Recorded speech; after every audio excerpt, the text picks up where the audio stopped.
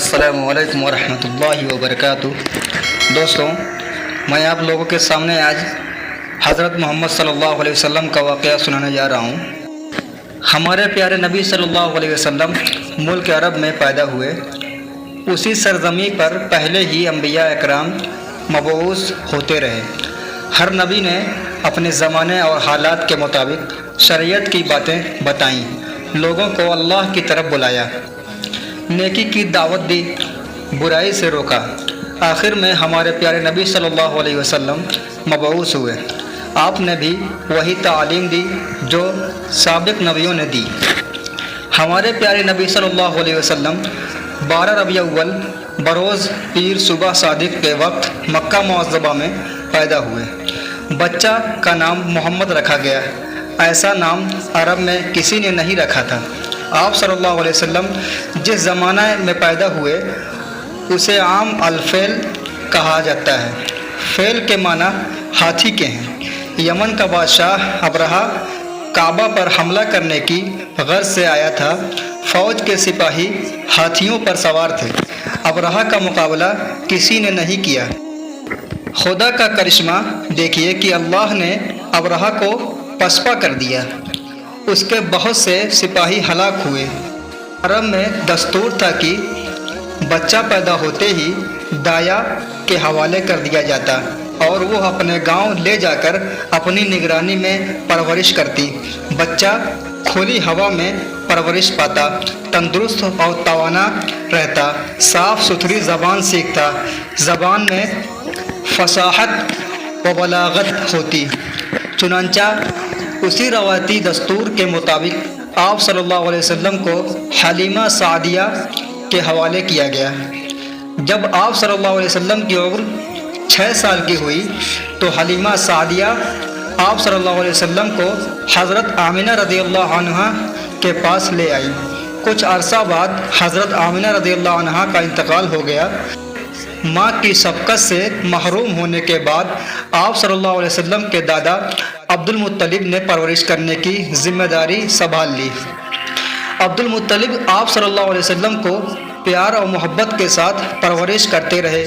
2 سال کے بعد ان کی وفات ہو گئی تو آپ صلی اللہ علیہ وسلم کے چچا ابو طالب نے آپ صلی اللہ علیہ وسلم کو لے لیا۔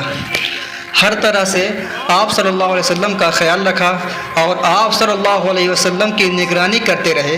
جب آپ صلی اللہ علیہ وسلم کچھ سمجھدار ہوئے تو تجارتی سفر میں ابو طالب کے ساتھ جاتے تھے۔ آپ صلی اللہ علیہ وسلم بکریاں بھی چراتے تھے، اپنے چچا کے گنوں کی رکھوالی بھی کرتے اور چرانے کے لیے جنگل لے جاتے۔ آپ صلی اللہ علیہ وسلم نے اپنے چچا ابو طالب کے ہمراہ کئی تجارتی سفر کیے۔ سفر کے دوران ان بہت سے لوگوں سے ملاقات ہوئی، ان سے بات چیت کرنے کا موقع ملا۔ آپ صلی اللہ علیہ وسلم اکثر ملک شام جایا کرتے تھے۔ مکہ میں ایک خاتون رہتی تھی، نام خدیجہ تھا۔ عورت تو تھی لیکن بصالحت تھی، وہ بھی تجارت کرتی تھی اور اپنا مال ملک شام بھیجتی تھی۔ حضرت خدیجہ آپ صلی اللہ علیہ وسلم کے بارے میں اکثر سنا کرتی تھی کہ آپ صلی اللہ علیہ وسلم ایک کامیاب تاجر ہیں۔ لوگوں کی زبان سے یہ کہتے سنا کہ آپ صلی اللہ علیہ وسلم صادق اور امین ہیں، لوگوں پر رحم کرتے ہیں۔ حضرت خدیجہ رضی اللہ عنہ دل میں کہنے لگی کہ ایسے راشد باز اور سچے آدمی سے ملنا چاہیے، شاید وہ کاروبار میں مدد کر سکیں۔ انہوں نے آپ صلی اللہ علیہ وسلم کو پیغام بھیجا۔ حضور اکرم صلی اللہ علیہ وسلم بی بی خدیجہ رضی اللہ عنہ کے گھر پہنچے۔ بی بی خدیجہ رضی اللہ عنہ نے حضور اکرم صلی اللہ علیہ وسلم سے عرض کیا کہ آپ صلی اللہ علیہ وسلم تجارتی مال لے جا کر فروخت کریں، مجھے آپ صلی اللہ علیہ وسلم جیسے شخص کی ضرورت ہے۔ حضور صلی اللہ علیہ وسلم نے اس پیشکش کو منظور کر لیا، چنانچہ تجارت کا مال لے کر شام جانے کے لیے تیار ہو گئے۔ حضرت خدیجہ رضی اللہ عنہ نے اپنا غلام میسریہ آپ صلی اللہ علیہ وسلم کی خدمت کے لیے ہمراہ کر دیا۔ قافلہ روانہ ہوا۔ آپ صلی اللہ علیہ وسلم ملک شام کی طرف جا رہے تھے تو راستہ میں بصرہ کے قریب ایک یہودی عالم ربی رہتا تھا۔ آپ صلی اللہ علیہ وسلم اس کے قریب سے گزرے، کچھ دیر سستانے کے لیے ایک درخت کے سایہ میں بیٹھ گئے۔ ربی نے آپ صلی اللہ علیہ وسلم کو خوب غور سے دیکھنا شروع کیا اور میسرہ کو اشارے سے اپنے پاس بلا کر پوچھا، یہ تمہارے ساتھ کون ہے؟ اس نے کہا، اس شخص کا تعلق قبیلہ قریش سے ہے۔ ربی نے کہا، خدا کی قسم، اس درخت کے سایہ تلے سوائے نبی کے کوئی نہیں بیٹھتا۔ کاش میں اس وقت تک زندہ رہتا جب اس شخص کو نبوت ملتی۔ شام کے سفر سے واپس لوٹے، مال فروخت کرنے کے بعد جو رقم حاصل کی، آپ صلی اللہ علیہ وسلم نے حضرت خدیجہ کے حوالے کی۔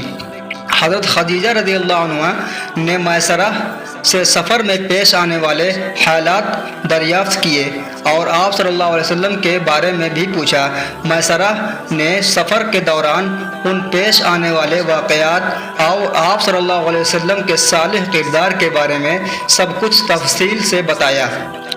میسرہ نے جو باتیں بتائیں اس سے آپ رضی اللہ عنہ بہت متاثر ہوئیں اور حضور صلی اللہ علیہ وسلم کی زوجیت میں آنے کے لیے آپ صلی اللہ علیہ وسلم سے نکاح کی درخواست کی۔ حضرت صلی اللہ علیہ وسلم پیشکش منظور کر لی۔ آپ صلی اللہ علیہ وسلم کی عمر 25 سال تھی اور حضرت خدیجہ رضی اللہ عنہ کی عمر 40 سال تھی۔ 15 سال کا فرق تھا۔ نکاح ہو گیا۔ تقریب میں حضرت حمزہ رضی اللہ عنہ، ابو طالب، حضرت ابو بکر صدیق رضی اللہ عنہ اور برادران قریش شریک ہوئے۔ حضور صلی اللہ علیہ وسلم نے مہر میں 20 اونٹ دیے۔ شادی کے بعد حضور اکرم صلی اللہ علیہ وسلم کی حالت بہتر ہو گئی۔ آپ صلی اللہ علیہ وسلم غریبوں کا خیال رکھتے، بے کسوں کی مدد فرماتے، مصیبت زدہ لوگوں کے کام آتے تھے۔ قریش آپ صلی اللہ علیہ وسلم کی سچائی اور حسن اخلاق کے قابل ہو گئے۔ ہر شخص آپ صلی اللہ علیہ وسلم کی تعریف کرتا۔ یوں تو سارے عرب میں گمراہی پھیلی ہوئی تھی، ہر طرف بد نظمی اور انتشار کا ماحول پایا جاتا تھا، کمزوروں کا جینا دوبھر ہو چکا تھا، انصاف کا نام کوئی نہیں تھا۔ مکہ کے حدود میں بھی کچھ اس قسم کے حالات پائی جاتی تھی۔ باہر سے کوئی تاجر مال لے کے آتا تو لوٹ لیا جاتا یا مال خرید کو رکھ کر رقم نہیں دیا جاتا، کوئی کسی کا حق دبا بیٹھتا۔ سرکار دو عالم صلی اللہ علیہ وسلم کو ان خرابیوں کے باعث بہت دکھ پہنچتا۔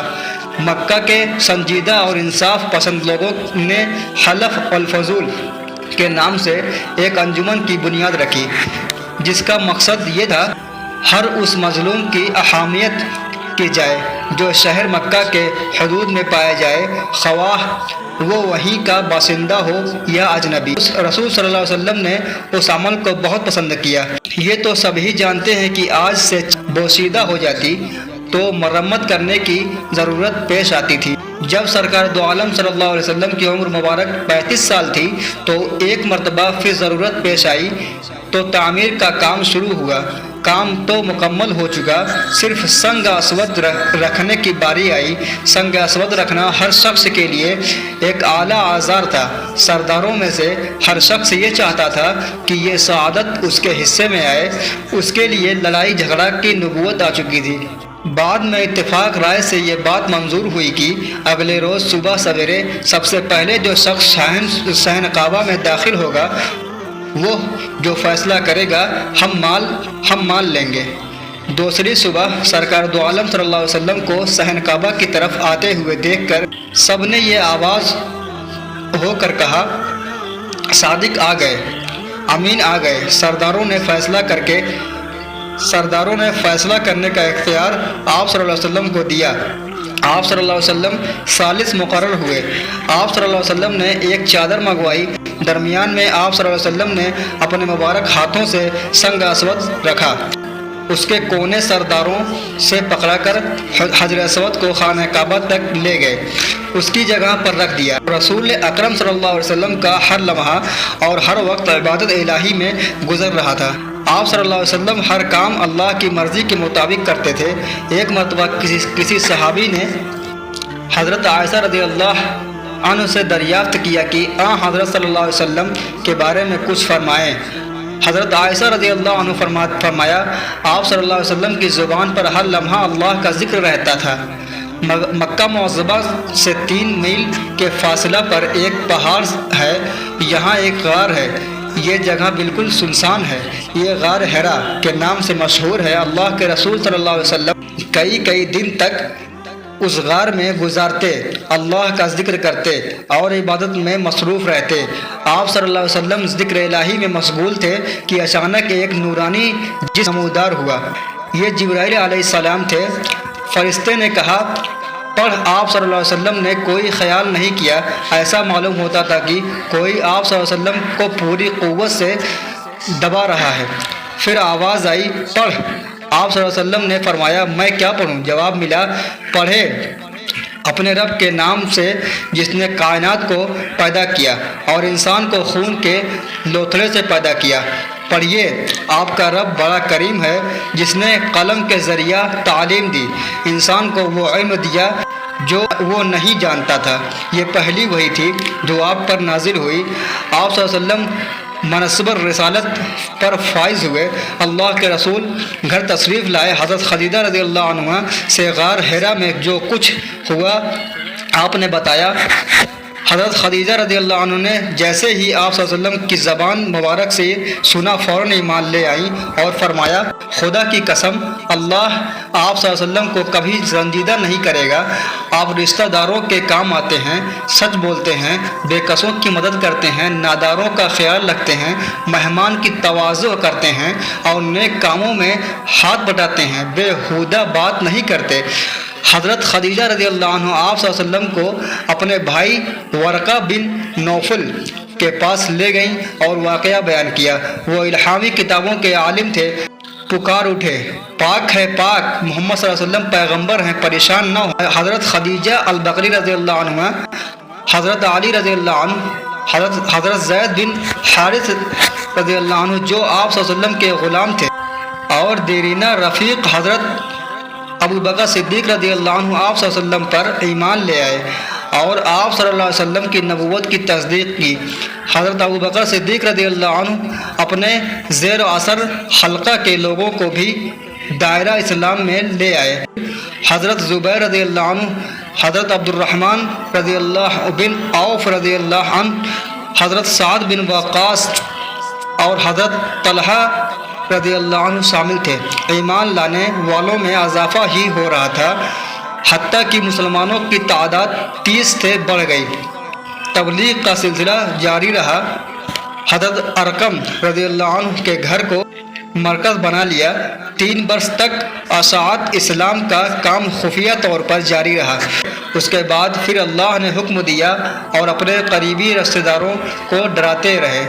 ایک اور موقع پر آپ صلی اللہ علیہ وسلم نے عزیزوں کو متوجہ کیا، قریش کے لوگوں کو ہر ایک کا نام لے لے کر پکارنا شروع کیا۔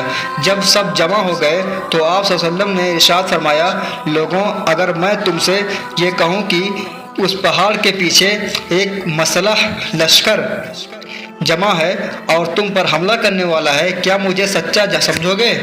لوگوں نے جواب دیا ہاں۔ آپ صلی اللہ علیہ وسلم نے فرمایا تم کو ایک خدا کی جانب بلاتا ہوں اور تمہارے دلوں میں جو وہم ہے میں اسے دور کرنا چاہتا ہوں۔ ایک خدا پر ایمان لاؤ ورنہ تم برباد ہو جاؤ گے۔ تم اس دن سے ڈرو جب خدا کے سامنے حاضر ہو کر اپنے اعمال کا حساب دینا ہوگا۔ قریش آپ کی زبان حق بات سن کر حیران رہ گئے اور باپ دادا کے دین اور بت پرستی کے خلاف آواز سن کر تیش میں آ گئے۔ آپ کے چچا ابو لہب غضبناک ہو کر کہنے لگے کیا اسی غرض سے تو نے ہم سب کو جمع کیا؟ تو رسوا ہوگا۔ آپ صلی اللہ علیہ وسلم ہر جگہ جاتے اور لوگوں کو دین کی دعوت دیتے۔ ایک مرتبہ حج کے دوران رحمۃ اللہ عالمین حضرت ابو بکر صدیق رضی اللہ عنہ کے ہمراہ معمول کے مطابق تبلیغ حق کے لیے مینا تشریف لے گئے، جہاں عرب کے کونے کونے سے زائرین آئے ہوئے تھے۔ حضرت ابوبکر صدیق رضی اللہ عنہ نے آگے بڑھ کے سلام کیا، ان سے پوچھا اے بیت اللہ کے مہمانوں تم کس قبیلہ سے تعلق رکھتے ہو؟ جواب ملا ہم شیبان بن صعبہ کی اولاد میں ہیں، ہم فارس کے پڑوسی ہیں۔ حضرت ابوبکر صدیق رضی اللہ عنہ اس قبیلہ سے واقف تھے، ان سب کو پہچان گئے۔ حضور صلی اللہ علیہ وسلم کی خدمت میں عرض کیا، یا رسول اللہ صلی اللہ علیہ وسلم، میرے ماں باپ آپ پر قربان، آپ صلی اللہ علیہ وسلم اجازت دیں تو میں ان سے بات کروں۔ حضور صلی اللہ علیہ وسلم نے اجازت دے دی۔ حضرت ابوبکر صدیق رضی اللہ عنہ نے ان سے تفصیل سے گفتگو کی اور حالات سے آگاہ کیا۔ پھر حضور صلی اللہ علیہ وسلم ان سے مخاطب ہوئے، میں تم کو اس بات کی طرف بلاتا ہوں کہ تم گواہی دو کہ سوائے اللہ کے اور کوئی عبادت کے لائق نہیں۔ میں اللہ کا رسول ہوں، میں چاہتا ہوں کہ تم میرے مددگار بنو، میں اللہ کے احکامات بغیر کسی رکاوٹ پہنچا سکوں۔ آپ صلی اللہ علیہ وسلم نے فرمایا، قریش نے اللہ کے احکام کو کھلا مخالفت کی، اس کے رسول کو جھٹلایا، غلط بات پر قائم رہے، سچائی کا انکار کیا۔ اللہ بے شک تمام باتوں سے بے نیاز اور تعریف کے لائق ہے۔ ان میں سے ایک شخص جس کا نام مفروق تھا پوچھا، اور کس کس چیز کی دعوت دیتے ہو؟ اس کے جواب میں حضور اکرم صلی اللہ علیہ وسلم نے قرآن کریم کی چند آیات تلاوت فرمائی جن میں حکم دیا گیا کہ اللہ کے ساتھ کسی کو شریک نہ کرو۔ ماں باپ کے سایہ کتنا پیارا کلام ہے، یقیناً ایسا کلام زمین والوں کا نہیں ہو سکتا۔ خدا کی قسم، جو کچھ تم کہتے ہو میں بھلائی کی بھلائی، جن لوگوں نے تمہیں جھٹلایا وہ تمہارے ساتھ زیادتی کی ہے۔ رسول اللہ صلی اللہ علیہ وسلم اپنی قوم کو راہ راست پر لانے اور برائی سے روکنے کے لیے تبلیغ کرتے رہے۔ کفار قریش تو پہلے ہی دشمن بن چکے تھے اور کئی بار ابو طالب کے پاس شکایت لے گئے۔ پھر ایک مرتبہ ابو طالب کے پاس آئے اور ان سے کہا، اے ابو طالب، ہم سب آپ کی قدر کرتے ہیں، ہم نے آپ سے پہلے بھی کہا تھا کہ آپ نے بھتیجے کو منع کریں اور ہمارے معبودوں کے خلاف باتیں کرتے ہیں، اب ہم برداشت نہیں کریں گے، آپ انہیں ایسا کرنے سے باز رکھیں۔ ابو طالب نے رسول اکرم صلی اللہ علیہ وسلم کو بلا بھیجا۔ آپ تشریف لائے تو ان سے کہا، میرے بھتیجے، تمہاری قوم کے لوگ میرے پاس آئے تھے، تمہارے بارے میں بہت کچھ کہہ رہے تھے، ذرا میری جان کا بھی خیال رکھو، اپنی جان کا بھی، اور مجھ پر اتنا بوجھ نہ ڈالو کہ میں اٹھا نہ سکوں۔ رسول اکرم صلی اللہ علیہ وسلم نے فرمایا، کوئی میرے داہنے ہاتھ میں سورج اور بائیں ہاتھ میں چاند رکھ دے اور مجھ سے کہے کہ میں اس کام سے باز آ جاؤں، میں ایسا نہیں کروں گا، خواہ اس کے لیے میری جان چلی جائے۔ پھر رسول اکرم صلی اللہ علیہ وسلم کی آنکھیں آنسو سے جاری ہو گئی۔ یہ دیکھ کر ابو طالب نے کہا، جو تمہارا دل چاہے کرو اور جس طرح چاہے تبلیغ کرو، تم کو کسی کے حوالے نہیں کروں گا۔